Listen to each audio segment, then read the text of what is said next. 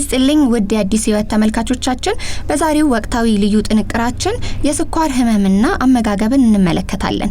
ጤናማ አመጋገብ የአኗኗር ዘይቤን ማሻሻልና የአካል ብቃት እንቅስቃሴን ማዘውተር የስኳር በሽታን ለመከላከል ለመቆጣጠርና ለመቀልበስ ሊረዳን ይችላል።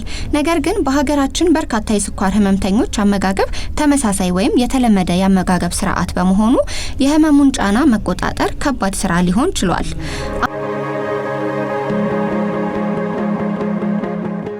የስኳር ህመም አሁን ብዙም ከኛ የራቀ የህመም አይነት አይደለም።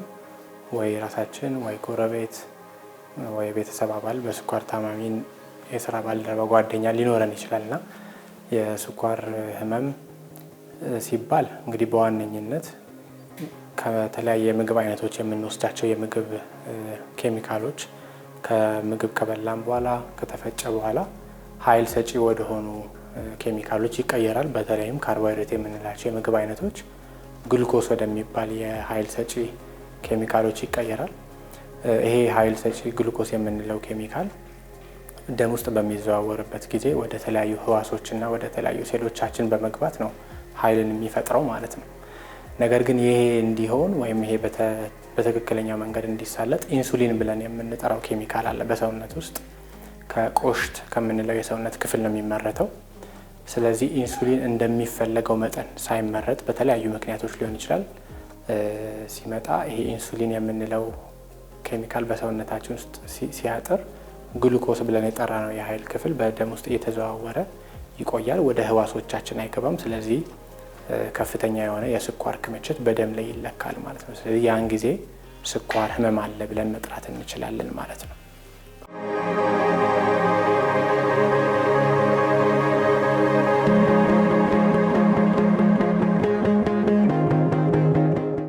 የስኳር ህመም አይነቶቹን እንግዲህ ብዙ አይነቶችን መጥቀስ ይቻላል። ነገር ግን በተለምዶ በዋነኝነት አይነት 1 ብለን የምንጠራው ወይም ታይፕ 1 ብለን የምንጠራው የስኳር ህመም አለ።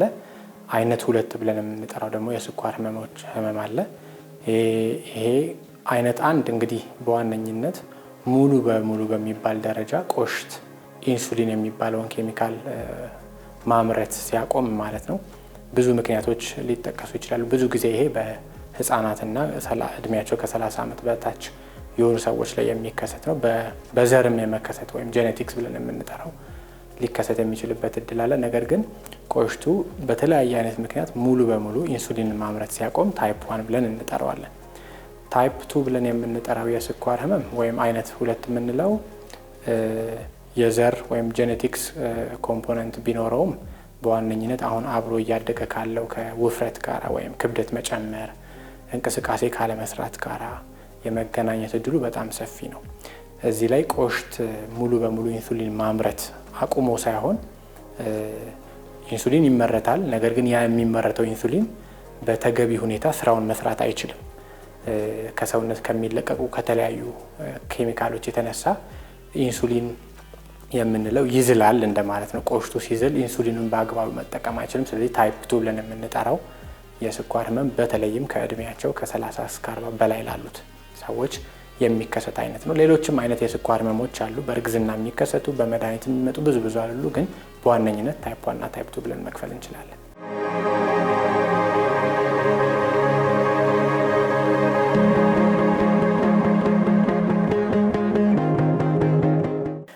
ታይፕ 2 ብለን የምንጠራው የስኳር ህመም እንግዲህ ቅድምም ለመግለጽ እንደተሞከረው በዋነኝነት የሰውነት ክብደት በሚጨምርበት ጊዜ በሰውነት ውስጥ ስብ ተሸካሚ ህዋሶች አሉ፣ አዲፖስ ቲሹ እንላቸዋለን። ከነሱ የሚለቀቁ የተለያየ አይነት የኬሚካል ሲግናሊንግ ወይም ደግሞ የተለያየ የኬሚካል መረጃዎች አሉ። በዚህ መረጃ ልውውጥ ውስጥ ህዋሶቻችን ወይም ሴሎቻችን ደም ላይ ያለውን የስኳር መጠን ወደ ራሳቸው ማስገባት የሚችሉበትን ከኢንሱሊን ጋር የሚናበቡበትን ሪሴፕተርስ ብለን የምንጠራቸውን ይለውጠዋል። ስለዚህ ኢንሱሊን አለ፣ ነገር ግን ኢንሱሊን በበቂ ሁኔታ ስኳርን ከደም ወደ ህዋሶች ማስገባት አይችልም ማለት ነው።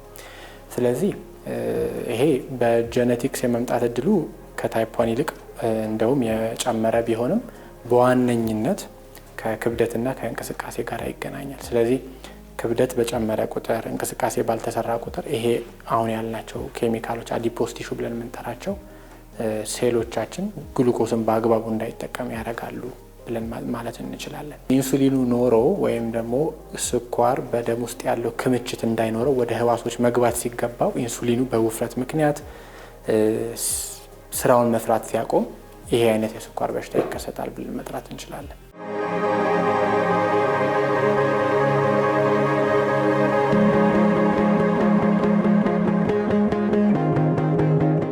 ታይፕ 1ም ታይፕ 2ም መንስኤዎቹ የመጀመሪያ ጄኔቲክስ መጠቀስ ይኖርበታል። ጄኔቲክስ በዘር የሚመጣ ማለት ነው።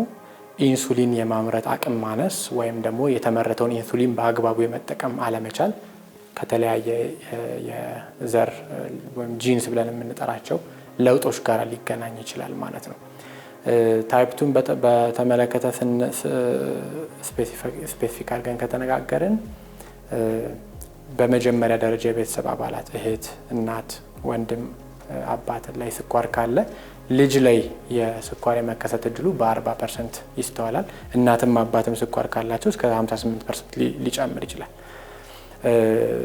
ሌላው ቅድም እንዳልነው ክብደት መጨመር፣ እንቅስቃሴ አለመስራት፣ ሌላ ለስኳር በደም ውስጥ እንዲበዛ የሚያደርጉ ሕክምና የሚወስዱ ሰዎች አንዳንድ መድኃኒቶች ስኳርን በደም ውስጥ እንዲበዛ ሊያደርጉ ይችላሉ እና በእርግዝናም ጊዜ ሊከሰት የሚችሉ የስኳር ህመሞች አሉና ቅድመ ስኳር ደግሞ ብለን የምንጠራው የስኳር ደረጃ አለ። እሱም ለስኳር የሚያጋልጡ ዋና አጋላጭ ምክንያቶች ናቸው ብለን መጥቀስ እንችላለን ማለት ነው።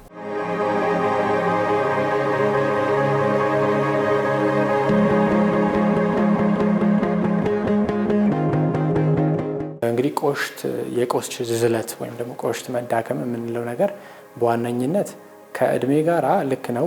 ኢንሱሊንን የሚያመርቱ የህዋሶች ስብስብ ቆሽት ላይ በቁጥራቸው ሊቀንሱ ይችላሉ፣ ግን በዋነኝነት ስኳር በሚባል ደረጃ ልክ ሊቀንሱ አይችሉም። ከእድሜም ጋር ቢሆን በዚያ ደረጃ ካለ በሽታ ነው ማለት ነው። ስለዚህ ቆሽት በዋነኝነት የሚያመነጨው የኢንሱሊን መጠን ከጊዜ ብዛት እየቀነሰ የመምጣት እድሉ ሰፊ ነው። ለዛ ነው እድሜም አንዱ አጋላጭ ምክንያት ነው ብለን የምንጠራው። ስለዚህ እድሜ በተለይ እየጨመረ በሚመጣበት ጊዜ ስኳር ቅድመ ምርመራዎችን ወደ በኋላ ማየት እንችላለን። ከእድሜ ጋራ የሚመጡ የስኳር ህመሞችን መመርመር ያስፈልጋል ብለን የምንጠራው ለዚህ ነው ማለት ነው።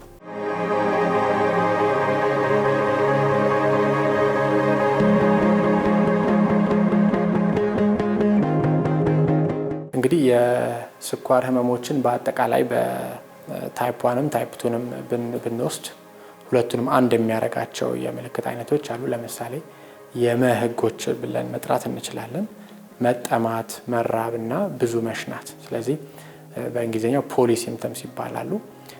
ብዙ ከፍተኛ የሆነ ውሃ ቶሎ ቶሎ የመጠጣት፣ ምክንያቱም በሽንት በኩል የግሉኮስ መጠን በጣም ስለሚወጣ ውሃን ደግሞ ስበው ወይም ጎትቶ የመውጣት አቅም ስላለው ግሉኮስ ድርቀት ያመጣል። ስለዚህ ይህ ቶሎ ቶሎ የማስጠማት፣ ህጻናቱም ላይ ቶሎ ቶሎ ሽንት የማሸናት፣ አልጋ ላይ የመሽናት ነገር በተለይ ከእድሜያቸው ጋር ተያይዞ፣ በአዋቂዎችም ላይ ደግሞ ይህን ምልክቶች እናስተውላለን። ሌላው ስኳር በደም ላይ በከፍተኛ ሁኔታ ከመዘዋወሩ ጋር ተያይዞ የአይን ብዥታ ሊያመጣ ይችላል። ከፍተኛ የሆነ የክብደት መቀነስ ሊከሰት ይችላል።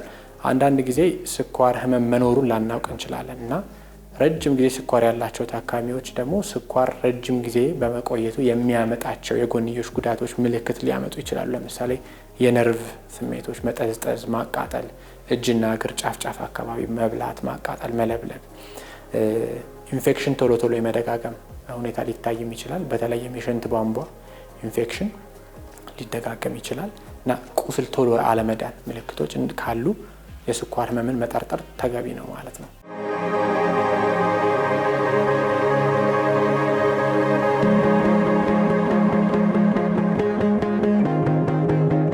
ራሱን የቻለ 3 ፌዞች አሉት። የስኳር ህመምን በምንመለከትበት ጊዜ የመጀመሪያው ጊዜ ስኳር በደም ውስጥ ክምችቱ እየጨመረ በሚመጣበት ጊዜ ቆሽት ያንን ለማካካስ ኢንሱሊንን በጣም የሚያመርትበት ጊዜ አለ። ስለዚህ ምልክት አይኖርም ማለት ነው።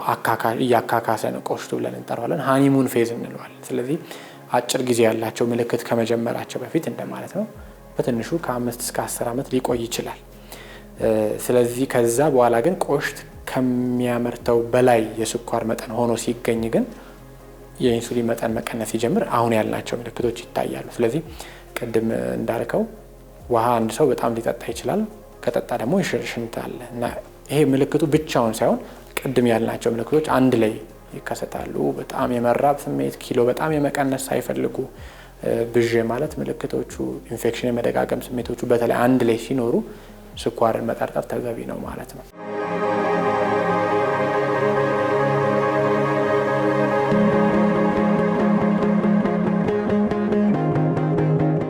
እንግዲህ ማንኛውም ታካሚ እነኚህን ምልክቶች በሚያስተውልበት ጊዜ አንደኛ በአቅራቢያ ወደሚገኝ የጤና ተቋም በመሄድ ምርመራ ማድረግ ያስፈልጋል። ስኳርን የምንመረምርበት መሳሪያዎች አሉ። በዋነኝነት ለሶስት እንከፍላቸዋለን። በባዶ ሆድ የሚመረመር ምርመራ አለ። በባዶ ሆድ የሚመረመር ስንል 8 ሰዓት በፊት ማለት ነው። አትሊስት የ8 ሰዓት በፊት ከምርመራው በፊት 8 ሰዓት ምግብ ሳይበላ የሚወሰደው የስኳር መጠን 126 እና ከዛ በላይ ከሆነ ስኳር ለመኖሩ አመላካች ነው ብለን መናገር እንችላለን። ሌላው በማንኛውም ሰዓት የሚወሰደው የስኳር መጠን 200 እና ከዛ በላይ ከሆነ ተጨማሪ ደግሞ ቅድም ያልናቸው የመምልክቶቹ ይሄ መሽናቱ፣ መጠማቱ፣ መራቡ ምልክት አንድ ላይ ካሉ ስኳር ለመኖሩ አመላካች ናቸው ብለን መጥራት እንችላለን። ሌላው የ3 ወር የስኳር መጠንን የሚለካ ሄሞግሎቢን ኤዋንሲ ተብሎ በተለምዶ የሚጠራ መመርመሪያ አለ። እሱ ከ8 እስከ 12 ሳምንት ያለፉት ሳምንታት የስኳር መጠናችን ምን ያህል ነው፣ ከቀይ ደም ሴሎቻችን ጋር ምን ያህል ተዋህዶ ያውቃል የሚለውን የሚመረምር ነው። 6.5 እና ከዛ በላይ ከሆነ ስኳር ለመኖሩ የሚያረጋግጡ መመርመሪያዎች ናቸው ብለን በዚህ መንገድ ስኳርን ዲያግኖዝ ማድረግ እንችላለን ማለት ነው። ተመልካቾቻችን የአዲስ ሕይወት ፕሮግራማችን እንደቀጠለ ነው። ካፍታ ቆይታ በኋላ ተመልሰን እንገናኝ።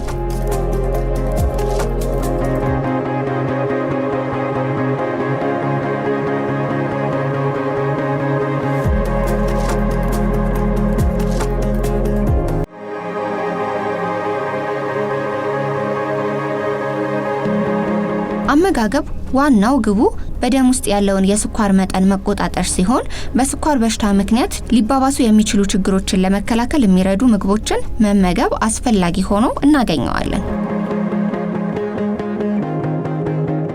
የስኳር ህመም ህክምና እንግዲህ በዋነኝነት በሶስት ምሰሶዎች መክፈል ይቻላል። ፒላርስ ተብሎ የሚጠሩ የመጀመሪያው የአኗኗር ዘይቤ መርሆችን መከተል ያስፈልጋል። የአኗኗር ዘይቤ ስንል ውስጡ አንኳር ነጥቦች ይይዛል። በዋነኝነት እንቅስቃሴ እንግዲህ ስንል በሳምንት 150 ደቂቃ በትንሹ አንድ ሰው እንቅስቃሴ ማድረግ አለበት። እንግዲህ ይሄ 150 ደቂቃ ብለን ስንል ለ3 መከፈል ይኖርበታል።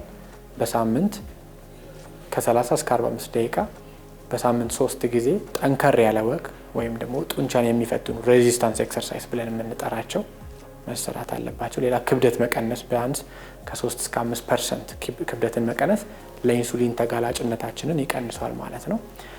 ሌላው አመጋገብ ላይ በጣም ጥንቃቄ ማድረግ ያስፈልጋል። ከአመጋገብ ጋር መነሳት ያለባቸው ስኳር ህመም የታመሙ ሰዎች መመገብ የሌለባቸው ምግቦች ማወቅ ያስፈልጋቸዋል። በዋነኝነት ስኳር የበዛባቸው ምግቦች ስንል እንደ ኬክ፣ ቸኮሌት፣ ማር፣ ብርዝ፣ ፓስታ፣ መኮረኒ፣ ድንች እነኚህን ነገሮች በጥንቃቄ በጣም መመገብ ያስፈልጋል። ይሄ አንደኛው ምሰሶ ነው። ሌላኛው ሕክምና የሚያስፈልገው ደረጃ ሆኖ በባለሙያ ከተነገረ ታይፕ 1 ሙሉ በሙሉ የኢንሱሊን ጥገኛ ናቸው። ስለዚህ ኢንሱሊን መጠቀም ያስፈልጋቸዋል። ታይፕ 2 ብለን የምንጠራቸው ደግሞ በአፍ የሚወሰዱ የስኳር መቀነሻ መድኃኒቶች አሉ። ተጓዳኝ ህመሞችንም ማከም ያስፈልጋል። ከስኳር ጋር ተያይዘው ይመጡ የልብ ችግር፣ የኮሌስትሮል፣ የኩላሊት እነኚህ ሁሉ መወሰድ ያስፈልጋቸዋል ማለት ነው።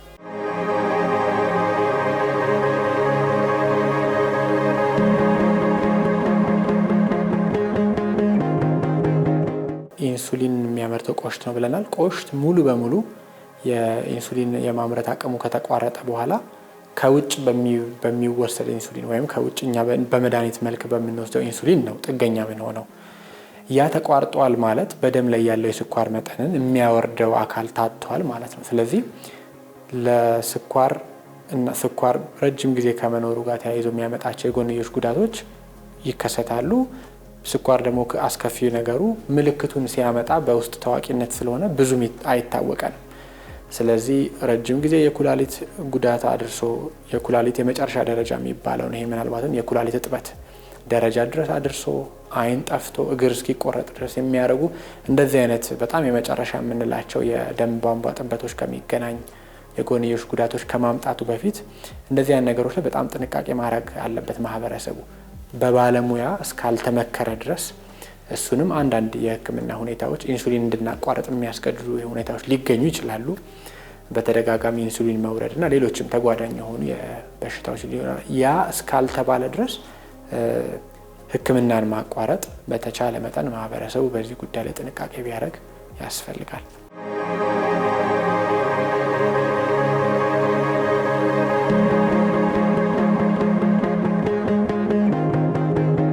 ኢንሱሊን ሬዚስታንስ ብለን የምንጠራው ከቀደም እንዳልኩት ስብ ተሸካሚ ሴሎቻችን ወይም አዲፖስ ቲሾቹ የሚለቁት ኬሚካል ኢንሱሊኑን ሴሎቻችን ጋር ከሄደ በኋላ ኢንሱሊን እንዳለ እንዳይረዱ ያደርጋሉ። ስለዚህ ሬዚስት ያደርጋሉ ወይም ኢንሱሊን መቃወም ያመጣሉ ማለት ነው። ስለዚህ ኢንሱሊኑ አለ ደም ላይ፣ ነገር ግን ህዋሶቻችን ኢንሱሊኑን አይረዱትም።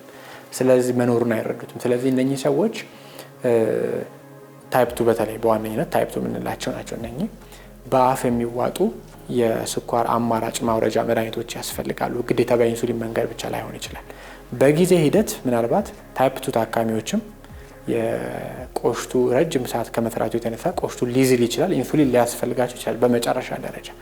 ነገር ግን በአፍ የሚዋጡ የኢንሱሊን የስኳር ማውረጃ መድኃኒቶች ከተወሰዱ በኋላ በቀጣይነት እንዳስፈላጊነቱ ኢንሱሊን ተጠቃሚ ሊሆኑ ይችላሉ። ስለዚህ ኢንሱሊን ሬዚስታንስ አላቸው ብለን የምንጠራቸው በተለይ ክብደት ያላቸው ሰዎች፣ ሴንትራል ኦቤሲቲ ይሄ ሆድ አካባቢ ያለ ክብደት መጨመር፣ እነኚህ ታካሚዎች በዋነኝነት የታይፕ 2 ዴም ሕክምና ወይም ዲያግኖሲስ እንዳለባቸው ከተነገረ እነኚህን አማራጭ የሕክምና መንገዶች መጠቀም ያስፈልጋቸዋል ማለት ነው።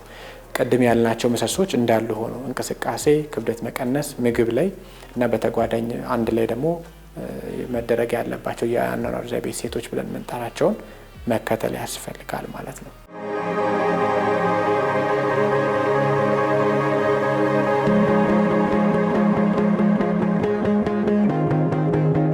ቅድመ መከላከያ ስናነሳ ያው በእኛም አባባል አንድ ብሂል አለ አይደለ? ታሞ ከመማቀቅ አስቀድሞ መጠንቀቅ ይባላል።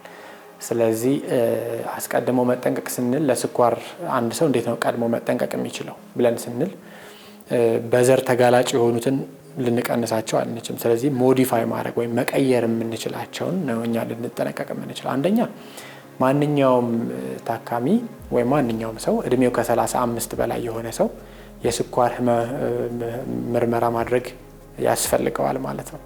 እንደ ውጤቱ ተመስርቶ ከ3 እስከ 5 ዓመት ማንኛውም ሰው የስኳር ህመም ቼክአፕ ያስፈልጋል፣ ምርመራ ማድረግ አለበት። ማንኛውም ሰው እድሜው ከ35 ዓመት በታች የሆነ ሰው አጋላጭ ምክንያቶች ካሉ ቅድም የጠቀስናቸው በቤተሰብ ስኳር ካለ፣ ክብደት ካለ፣ በእርግዝና ጊዜ የተከሰተ ስኳር ኖሮ የሚያውቅ ከሆነ፣ ለስኳር አጋላጭ መድኃኒቶች የሚወስዱ ሰዎች፣ የኤችአይቪ መድኃኒት፣ የስነ አእምሮ ሕክምና የሚወስዱ ሰዎች እነኚህ ስኳር መኖሩን መረጋገጥ አለበት ወይም ደግሞ ቼክ መደረግ አለበት። ስለዚህ አንድ ሰው የስኳር ህመም መኖሩና አለመኖሩን አሁን ባልኩት መንገድ መሰረት ቀላል ቴስት ናት፣ ሲምፕል የሆነች ምርመራ ናት። ያንን ካለማድረግ ግን የሚመጣው የጎንዮሽ ጉዳቱ የከፋ ስለሆነ ቅድመ ምርመራ ማድረግ ይመከራል ማለት ነው። ሌላው እንቅስቃሴ ላይ ማንኛውም ሰው ቅድም ባልነው መሰረት ኤክሰርሳይዝ ማድረግ በጣም ይመከራል። ክብደት መቀነስ ላይ መስራት ያስፈልጋል። ሄልዚ የሆነ ጤነኛ የሆነ የምግብ የአመጋገብ ስርዓትን ማዳበር ያስፈልጋል ማለት ነው። በተጨማሪም የአልኮል መጠጦችን መጠቀም፣ ሲጋራ፣ እነኚህ ነገሮች ላይ አንድ ላይ መቀነስ ያስፈልጋል ማለት ምክንያቱም አጋላጭ ምክንያቶች እንደሆኑ ስለምንረዳ ማለት ነው።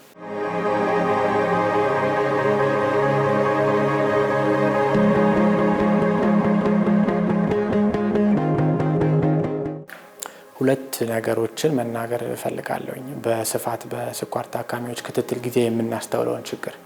አንደኛ አንዳንድ ሰዎች ስኳር ህመም አላቸው፣ ኢንሱሊን ይወስዳሉ ለረጅም ጊዜ። ነገር ግን በ3 ወርና በየ6 ወር ከመምጣት ባሻገር የተለየ ነገር አያደርጉም። አንድ ስኳር ታካሚ ቤት ውስጥ ስኳር እንዴት መለካት እንዳለበት መለማመድና ማወቅ አለበት።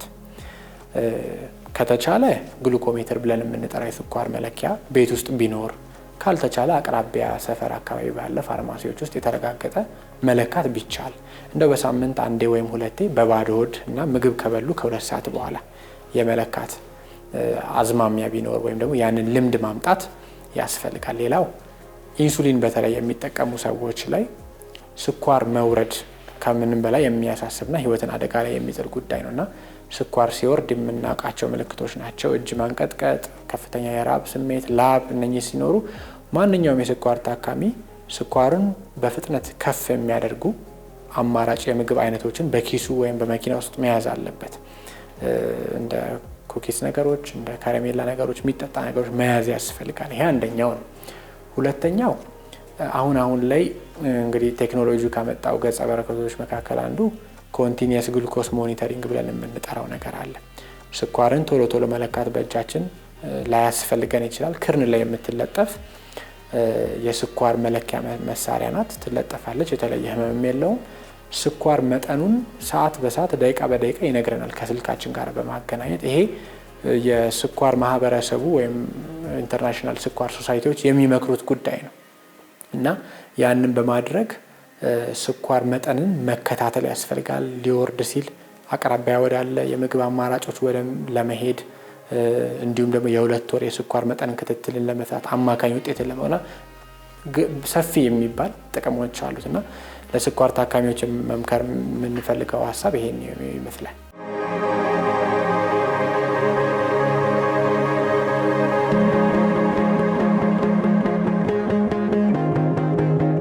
ሲጂኤም የምንለው አሁን በከተማችን ላይ በዋነኝነት እየተንሰራፋ ከመጡ የአማራጭ የስኳር መለኪያ አማራጮች መካከል ነው።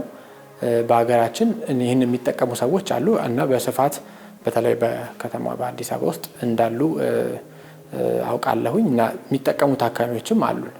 ስለዚህ በዚህ ጉዳይ ላይ ማህበረሰቡ ግንዛቤ ቢኖረው በጣም የተሻለ የስኳር መቆጣጠሪያ ብለን መጥራት እንችላለን እና በዚህ ጉዳይ ህብረተሰቡም እናም የስኳር ማህበራት ማህበረሰቡን ቢያነቁ በጣም የተሻለ ነገር ነው ብለን እናስባለን። የዛሬው የአዲስ ህይወት ፕሮግራማችን የተመለከታችሁትን ይመስል ነበር። በቀጣይ በሌላ ዝግጅት እስከምንገናኝ መልካም ጊዜ።